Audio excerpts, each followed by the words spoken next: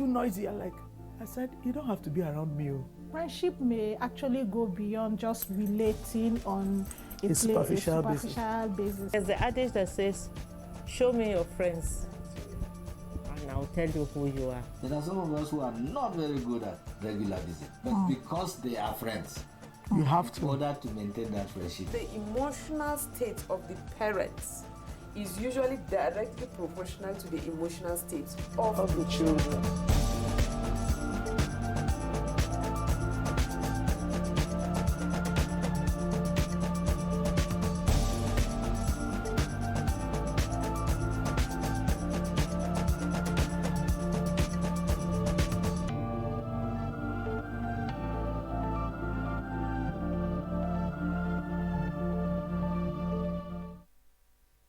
Hello viewers, welcome to our family program, The Living Room, right here on Equa Television International.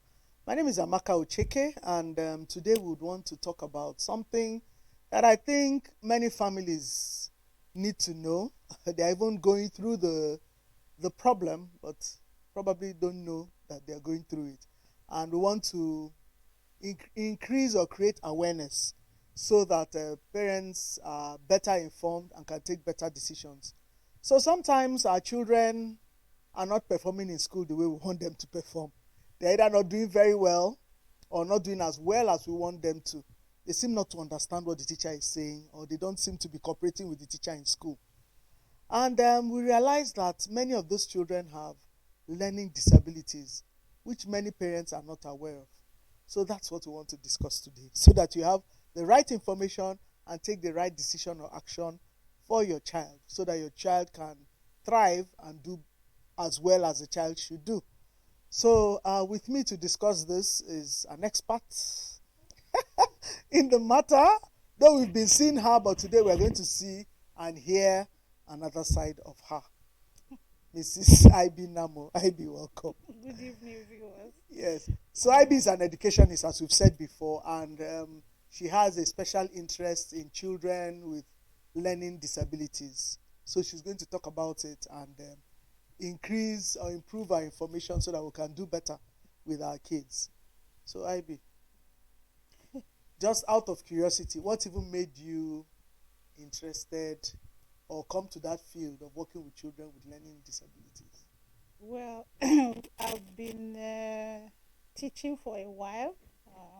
For over 20 years, I've been a teacher, and I've walked through the nursery, primary, secondary schools. So, and now she's lecturing in the university, so she has gone through all tiers of education. Yeah. So, and I've met different children, and many of whom I see that are struggling, and we give them names, we get offended by their behavior, and we just kind of get pissed by what they do, So I became a little curious that why is it that these particular children are having problems?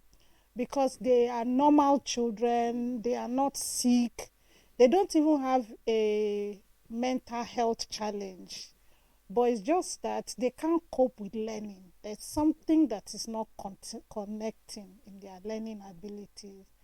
And so teachers call them names. The parents of these children are always invited to school to discuss their matters. And these children themselves are frustrated because nobody understands them. So I began to ask questions, what is it that is really wrong? What is making these children to behave the way they are behaving?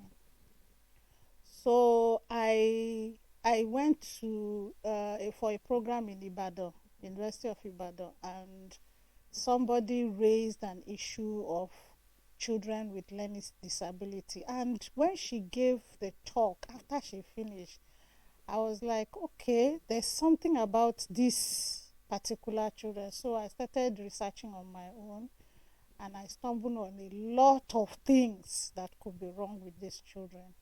And I discovered that some of these children, they wish they could do what we want them to do, but they can't, because they are just not there because of their disabilities. And the special education will prefer us to call them challenges instead of disability. Okay. Uh-huh. Children with learning challenges. Uh-huh. Okay. So I started working. I started talking to parents. Started talking with teachers.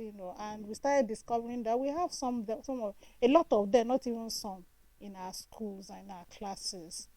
And for a few years now, I've been able to help a few parents, and I'm still working on getting more information on how to do better with such children.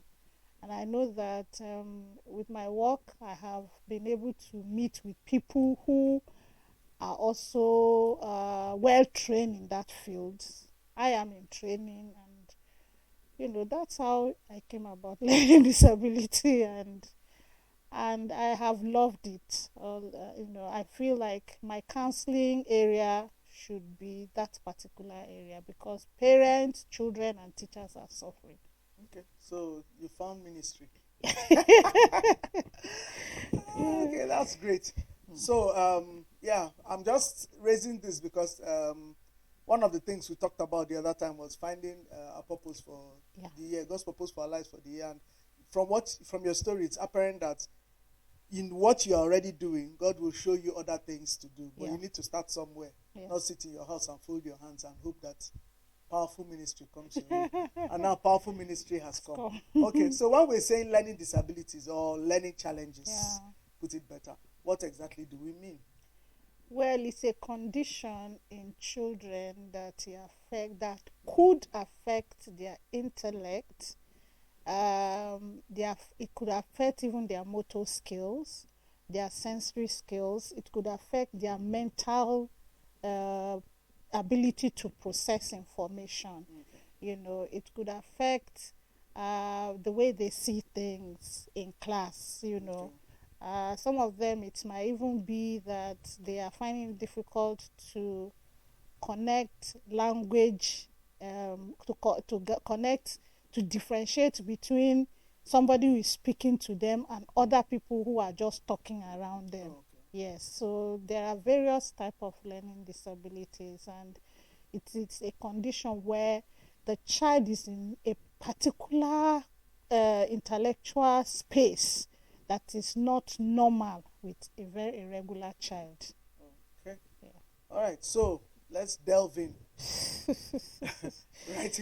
Okay, right. So these children with these disabilities, how does it affect them? Okay. The teachers, the parents. Okay.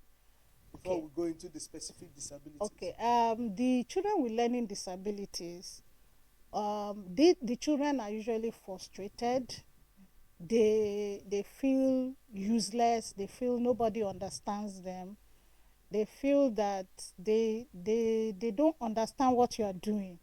They are in class and everybody seems to be getting what is going on, but they are just looking at you and wondering, why is everybody understanding what is going on?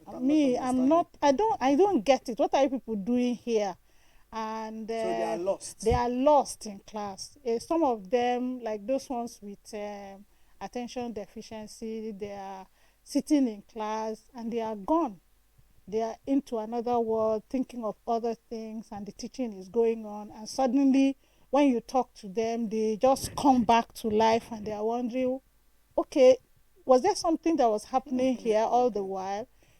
So it affects them, and it's very, very frustrating for the child, because at a point the child begin to be withdrawn because other children are doing things that he cannot do. He is always failing his exams. Maybe his handwriting is affected. Maybe he cannot, every child, they say sit for 15 minutes. He cannot sit for 15 minutes straight. He wants to stand, he wants to walk around, and that's for the child. Now the teachers, the frustration is the teacher is teaching. Maybe he has about 20 children in the class that he's teaching a particular lesson, and there's this particular child or two children who don't get it. And the teacher is like, you are looking normal. You are not sick. Yeah. Nothing is wrong with you. What is it? Why can't you just get what I'm saying? And the teacher begin to give the children names. They give them names. They call them stubborn. They even tell the parents that your child is very stubborn. Your child plays a lot, but most times it's not because the child wants to play. And then they shout on the child. Sometimes they even beat the child. And in schools where beating is not allowed, maybe the child is always getting a demerit. Every day he has 4 or 5 demerits for not sitting still. He has 4 or 5 demerits for not answering questions or for not completing his assignment. He takes his assignment home. He brings it back the same. You ask them to do class assignments. Everybody has finished. He's still holding his pen and wondering, sir, what did you say? So it's like just that. frustrating the teacher. Especially for teachers who don't know. Who don't know. And then the parents too are frustrated. The parents feel they're paying money. The child goes to school. He comes back. He's at the bottom of the class. So they've not done getting everything. value for their money. Yeah, the child seems not to be getting it. What is it? And things like that. Because I have a friend. She told me her child had some challenges. She had one of her children, and she says it was so bad they kept calling her to school for Every one day. problem Or the other. And then the last one, they now told her that her child needs deliverance. Oh God! And that is it. Most times, so they had already labeled. They labeled the these child, children. that the child was possessed, yes, and all that. And she says, interestingly, she too was frustrated. She didn't know what to do.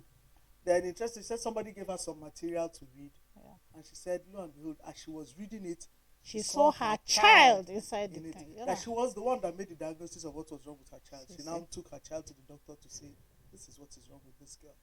And that's where they started getting help. So she now had to take her child to a special school and all that. And then the child, right now, the child is in a higher institution now. See? She said she didn't know that her daughter will ever go that be far anything. in life. Yeah. And she's so happy. I think she should be in 3rd year now. See? Yeah. So what are the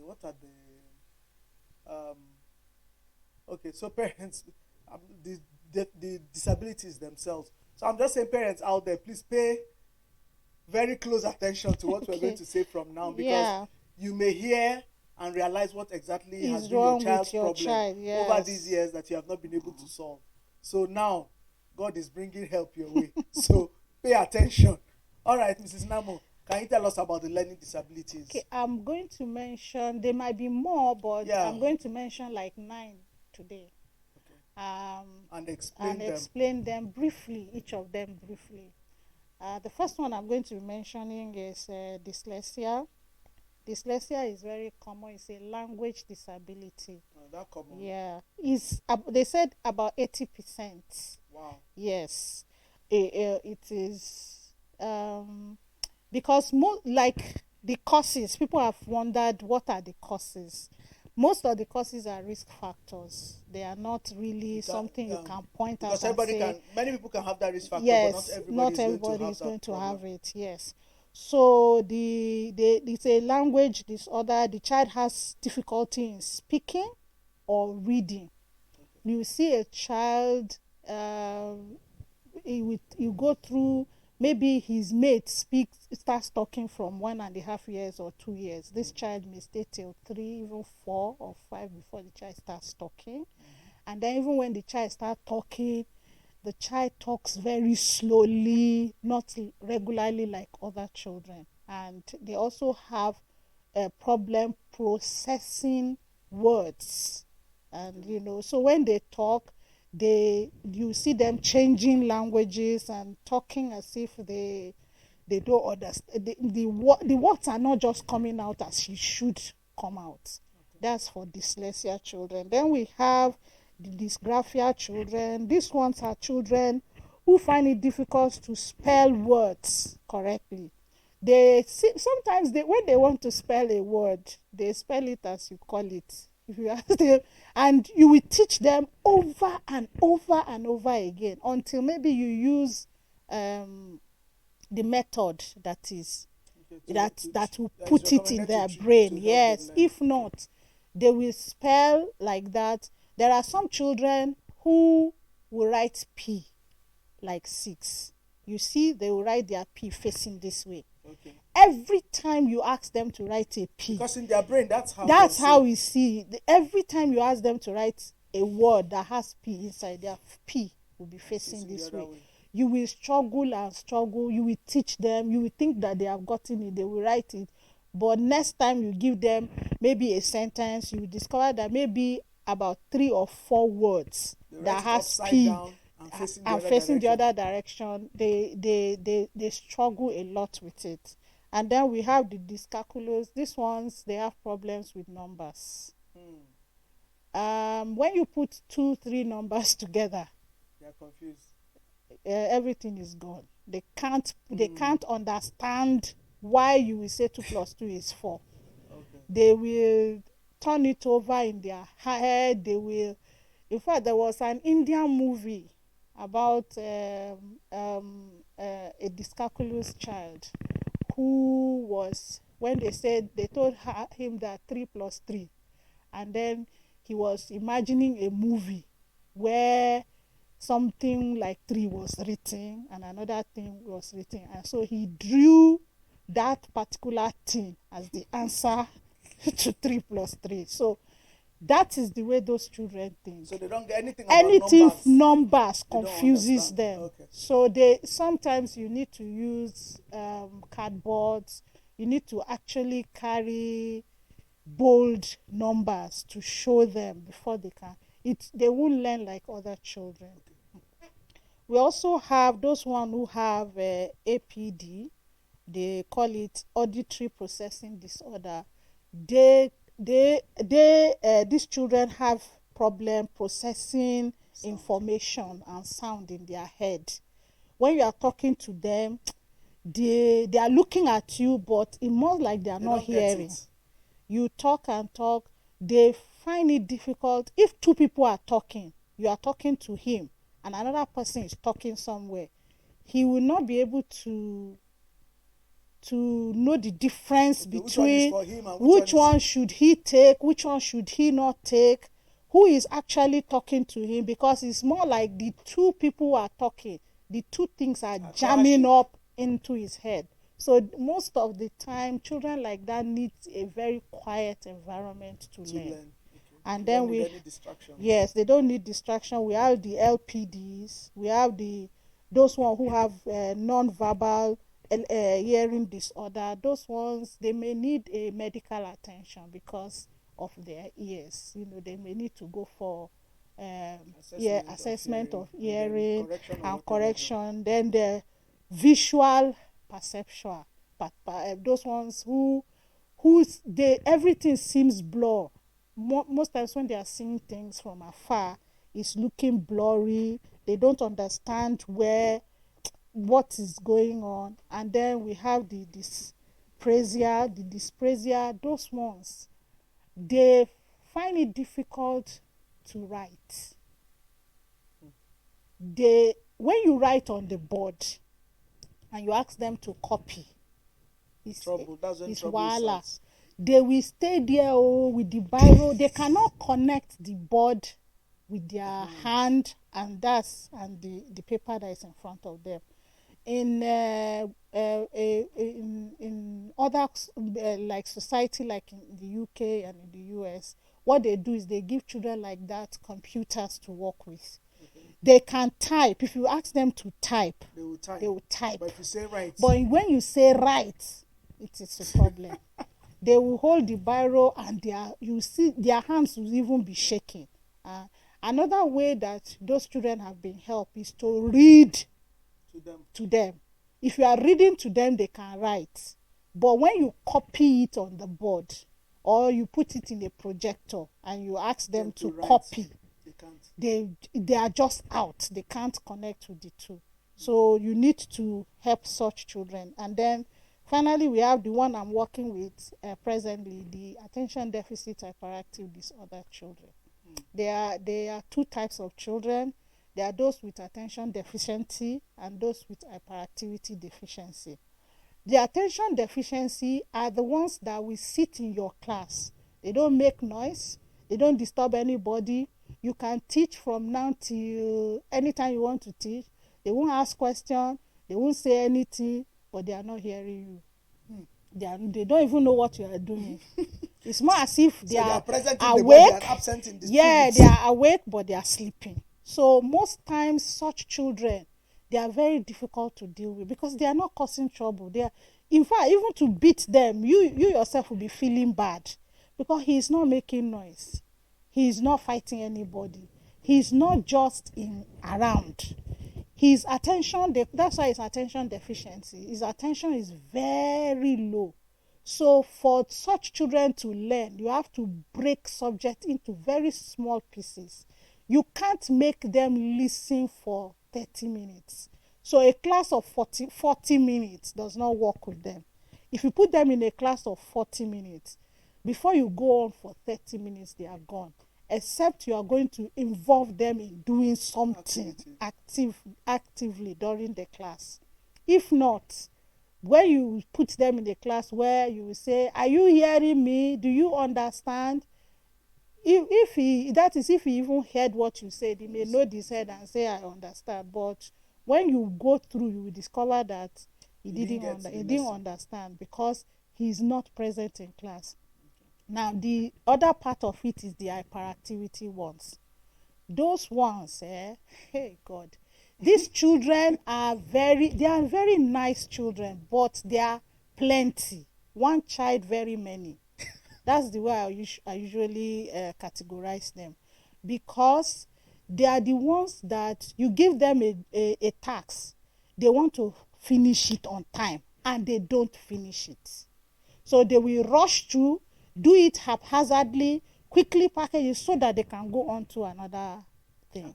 One Dr. Hunt said that they have Ferrari for a brain and they have bicycle brakes. So they don't know how to stop. They are always on the go. They are on the fast lane. So you have to engage them.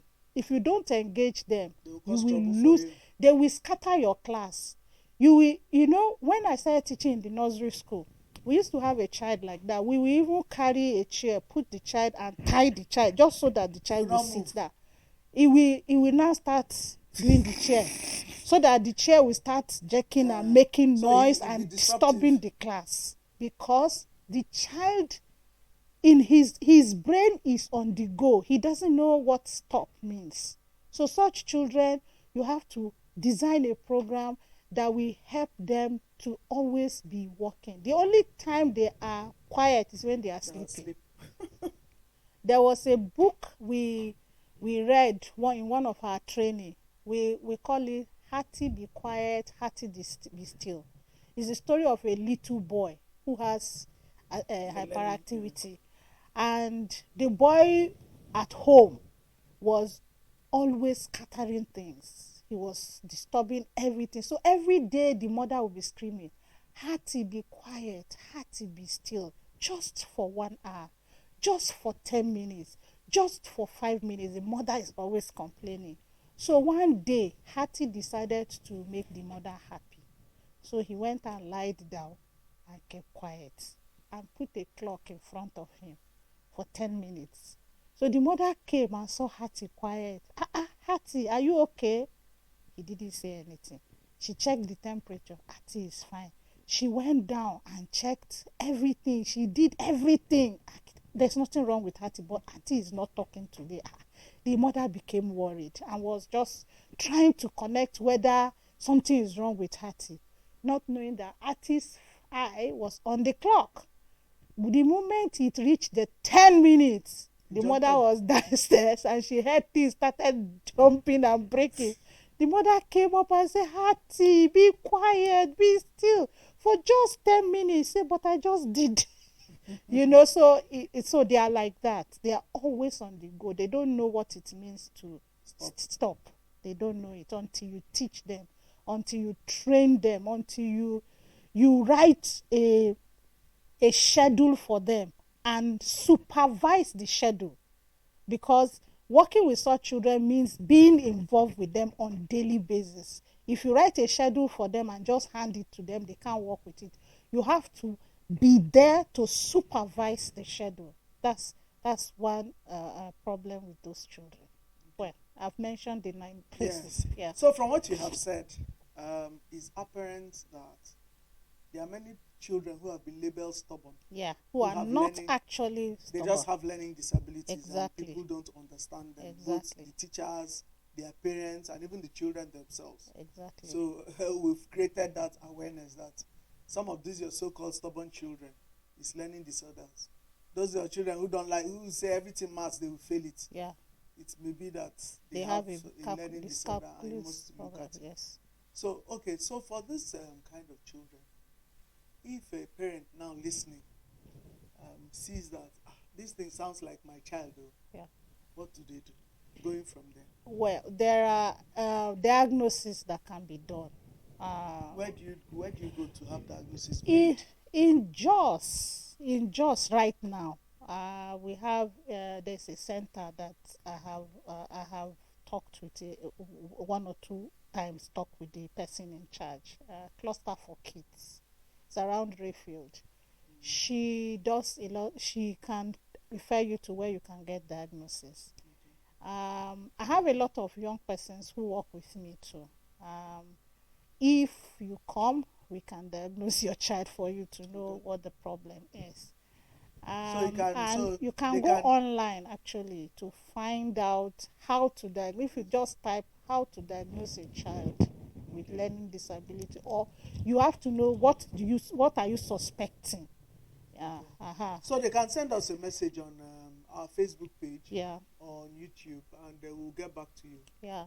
On what to do. Okay. Yeah. If you have a child that you are not sure of what the child is going through, or you are not sure of what you are thinking, you could call. We would help you find out what the problem is. We could refer you to one or two persons who will help you to do the diagnosis, so that you will have a correct diagnosis. Because sometimes after diagnosis, it might just be childhood activity that is going on. It might not necessarily be that your child has a learning disability. So it's good to find So out it's whether good that's to what the be child sure of what so your that you know child what has. to do Yeah, so with that the you child. know what to do with the child. Just asking, these learning disabilities, is it only children? Does it affect adults? Yeah, the thing is, learning disability starts because it's a childhood disorder. It starts with children, but when they are not properly managed, the person grows up with it, and it affects the person throughout life. Okay. Yes. And it can affect long term. Yes, it can have a long time effect. Some people, when they grow older, they tend to be able to cope with it, suppress it, but then it will still show somehow in the things that they do. They might just tell you, I hate maths. You see somebody just say, I hate maths. It might not be that the person hates maths. It might just be that there was a disability that was not corrected, and the person has grown with it and have learned to live with it as if it's a normal way of life. All right, so we've talked about where to get help to make diagnosis. Okay, if the diagnosis has been made, what kind of treatment options, or what kind of things do you guys do to treat and help this kind of children? There are different therapies that can be administered to before children. Going to the different therapies, can we look at general, how to deal with these children generally from the parents' point of view, teacher's point of view, and then we'll go down to specifics. Okay. Generally, as a parent, when you notice your child is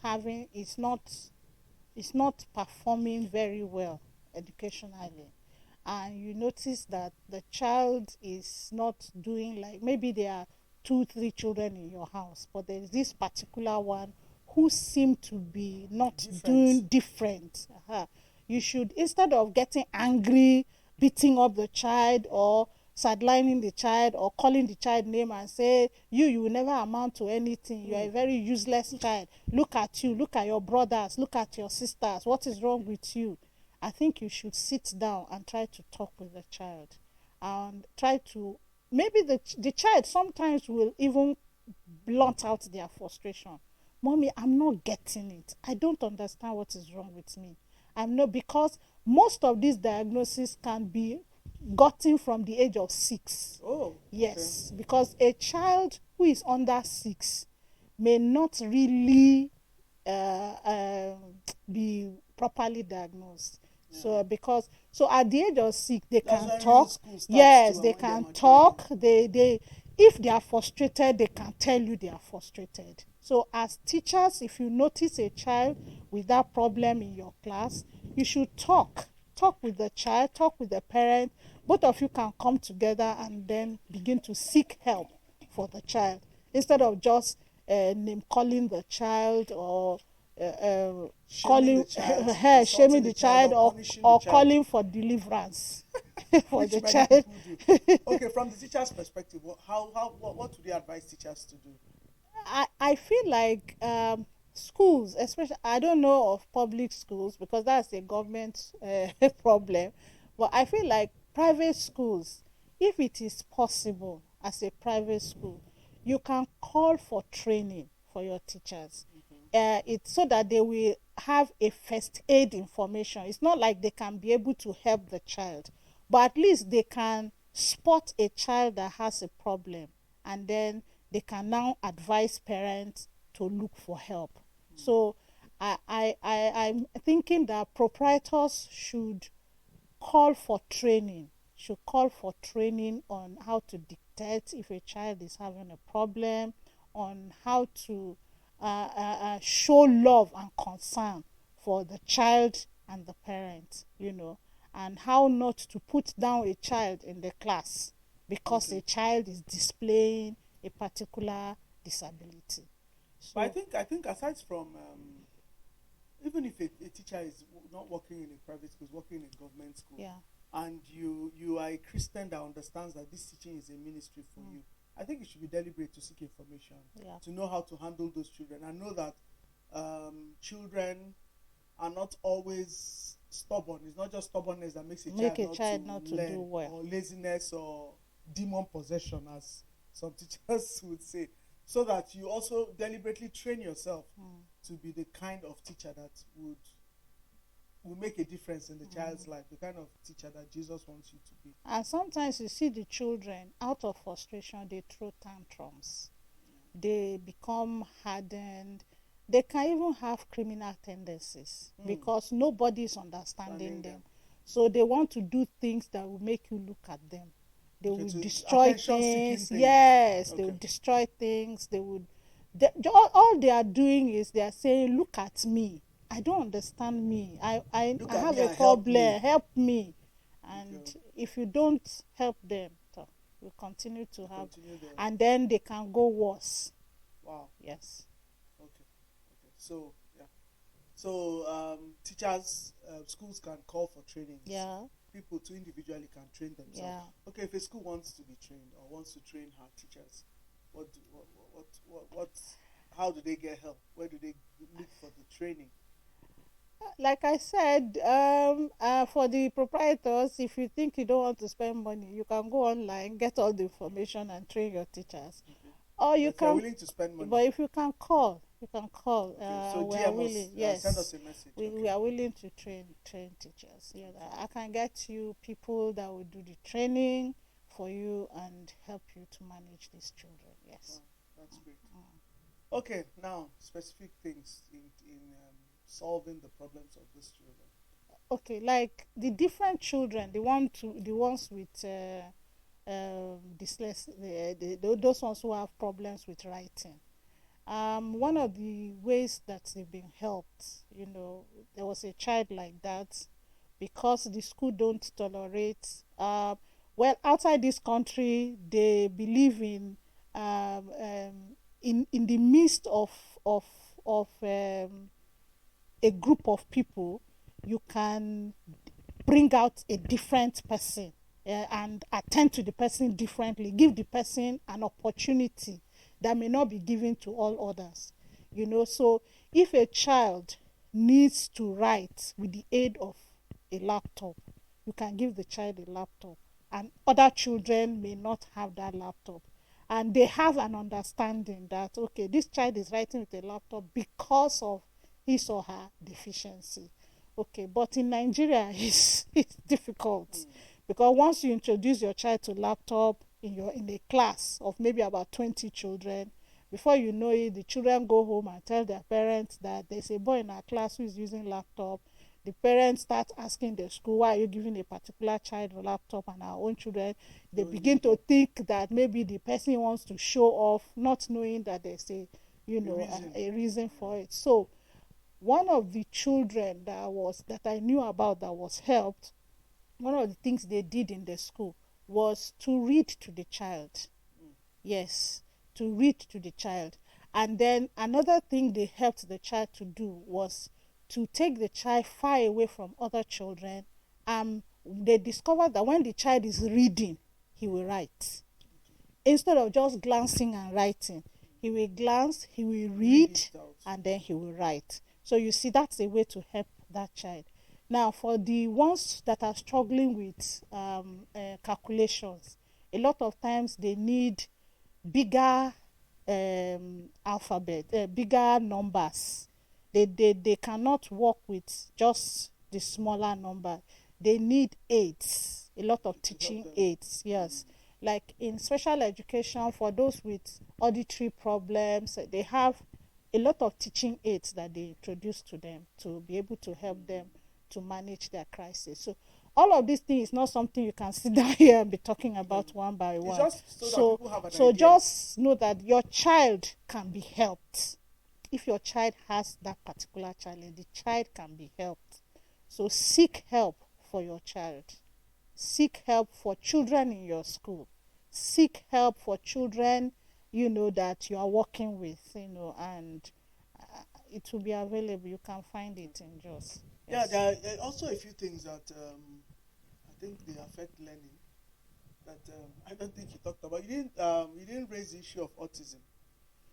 Yeah, It's a different ball game. Yeah, that's a mental disorder. It's a very different ball game. Okay. Because autistic children, Down syndrome children, and other children like that, they are for special schools. Okay. Yes. Like this learning disability I just mentioned, most of them, yes, they can mainstream them into regular school.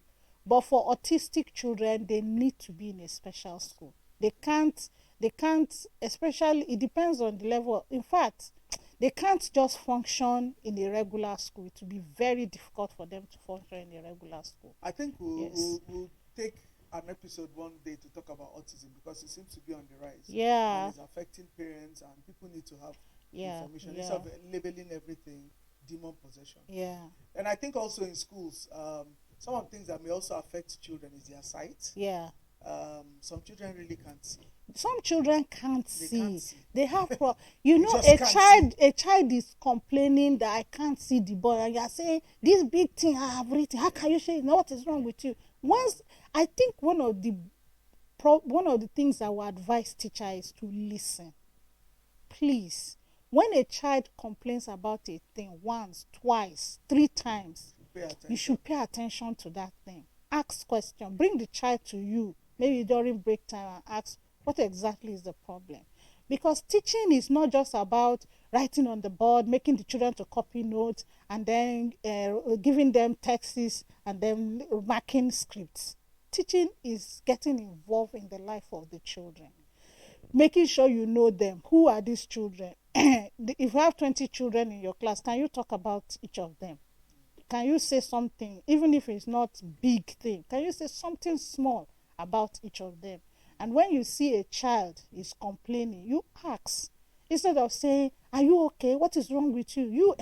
And I will report you to your parents. So it's get to the bottom of it. Yes. So I know some children can't see. Some people also can't hear. Yeah. Some children can't also hear. And they say the child is stubborn. But when you keep giving a child instruction and the child is not responding. It's not responding. Then you need to find out if the child is really hearing. Hearing what you're saying. So you need to. And there are also a few other things that parents need to pay attention to. That's why they tell you ideally they tell you you should do all these tests before medical your child check. But starts do school, we do yeah. it? Do we And really then do it from it? time to time to be sure.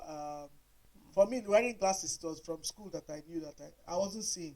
I suddenly realized I wasn't seeing in class. I decided to be sitting in front, but after a while it wasn't working. Even sitting in front wasn't helping.